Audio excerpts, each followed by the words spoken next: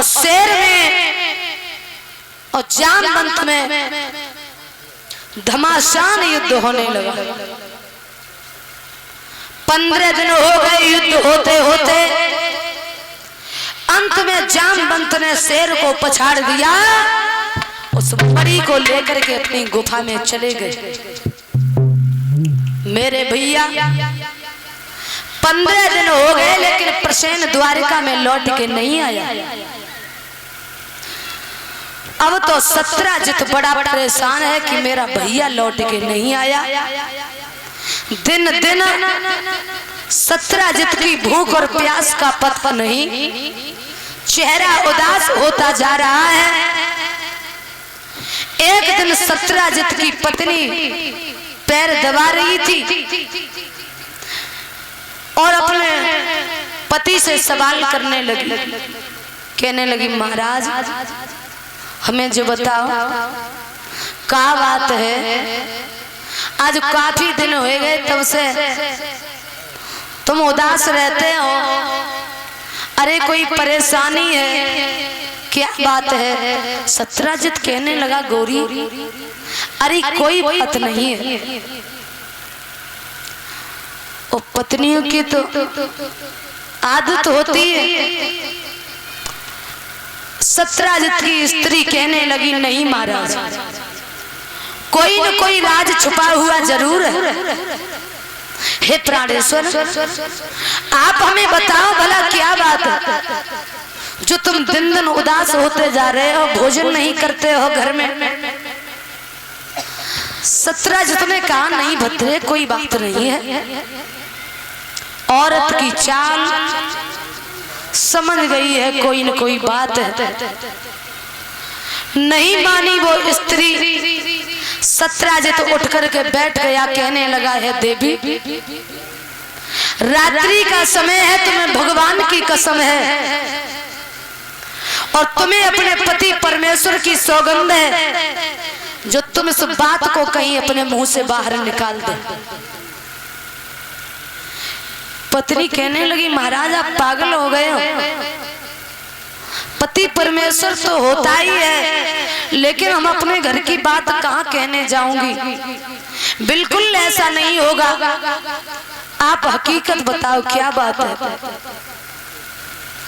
सत्रजित कहने लगा, भद्रे बात यह है, आज 15 दिन हो गए हैं लेकिन मेरा भैया प्रसेन लौट के नहीं आया। मरी के चक्कर में भगवान कन्हैया ने मेरे भैया प्रसेन को वध कर दिया। और जो जब बात सुनी सोई थोड़ी देर से सुस्त है के बैठ गई। अब तो सत्रजित सो गया, लेकिन औरत को रात भर नींद न आई। जालंग से बालंग करवट ले रही है, बालंग से जालंग करवट ले रही है। सोच रही कब सवेरो होए जब अपने मन के भभू के बकुआ पे अपने मन की सहेली से निकारे। लेकिन जैसे ही सवेरे के 4 बजे सोई बने हाथ में घड़ा उठाओ और रस्सी उठाई और जाए के कुआ पे पहुंची। कोई स्त्री नहीं आ पाई और जो कुआ पे पहुंची गागर भरी जाने रस्सी को डाल के गागर लटका ली भरी के, फिर डाल रही है गागर बाहर निकाल के, फिर डाल लेते हैं रख ली। तो एक स्त्री आई गई, कहने लगी, बहना क्या बात है, आज बड़ी जल्दी आई गई कुआ पे पानी भरवे को, क्या बात है? कहने लगी, कछु बात नहीं, गुइया चली आई, कछु बात नहीं। दूसरी कहने लगी, बताओ तो सही, आज से पहले तुम कब नहीं आई इतनी जल्दी? सोई बने घड़ा रख दे और बने माथे पे हाथ रख के कहने लगी, बहना क्या बताएं गुइया, आज हम तो अपने मन की बात बता रही हूँ। जासो तो बड़े लला की कसम है, जब बात तू काउ कही है मती, क्योंकि हम तो अपने मन की बात बता रही हूँ बहना।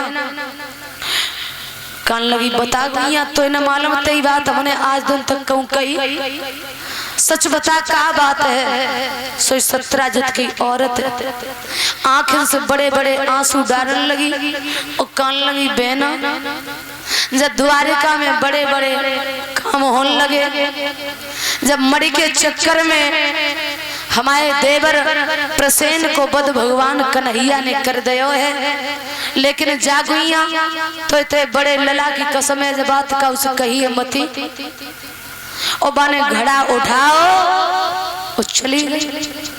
17 जत की स्त्री अपने घर आई और दूसरी स्त्री ने जाकर घड़ा घर में रख दिया और तीसरी के पास पहुंच गई। आवाज लगाई बहना तुम्हारी कसम तुम्हारा लला कल हमारी कच्चुली ले आओ, हमने बिना कच्चुली से रोटी करी लला तुम्हारा कल कच्चुली ले आओ। निकरे आई बनकान लगी गुइया जय चौका परी ले जा और जो कच्चुली तो हाथ में पकड़ी और बैठ गई। बाप वो चूल्हो फूक रही और बैठ गई। कान लगी सुन रही तो कछु बात मालूम है? कान लगी मोह तो कछु नहीं मालूम बता। कान लगी देख तो मैं जब बात बता रही हूँ, लेकिन एक बात को ध्यान रखिए बहना जब बात काऊ से कह मत दिए, क्योंकि जब द्वारिका में बड़े बड़े बुरे काम होने लगे बोले काम जवाब दिया है। मड़ी के चक्कर में 17 जत के भैया प्रसेन को बद भगवान कन्हैया ने कर दियो है और जो बाने इतनी बात कही सो हाथ में कच्छुली ली बेहू अपने घरे पहुंच गए। बचौती से पहुंची बेमठा फेर रही हो जाए के बातें करने लगी। कान लगी बहना द्वारिका में बड़े बड़े बुरे काम होने लगे, मरे के चक्कर में कन्हैया ने 17 जत के भैया प्रसेन को बद कर दिया है और सब मठा चला रही थी और मठा चला तो छोड़ गई और जाके द्वार पे खड़ी हुई गई। बतलान लगी तो ले कुतिया आई द्वार से मठा में झब्बई झब्ब झब्बई झब्ब मुंह मारी गई और बे बातें करती रही। धीरे धीरे एक दिन भी नहीं बीत पाया और पूरी द्वारिका में ये बात फैल गई कि मड़ी के चक्कर में कन्हैया ने 17 जत के भैया प्रसेन को बद कर दियो। अब तो मेरे भैया चारों तरफ द्वारिका में बात फैली है, लेकिन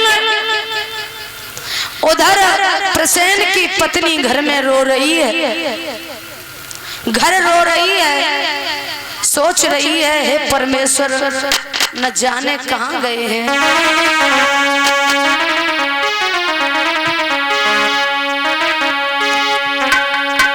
कि सुन आई गई पिया की खूब रोई सुध आई गई।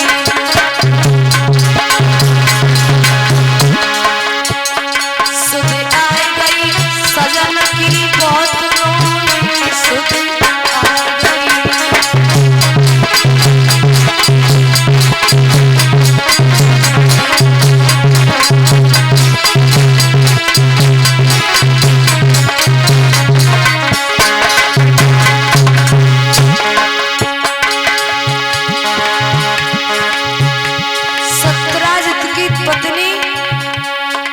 घर में और प्रसेन की स्त्री अपने घर निधन करती।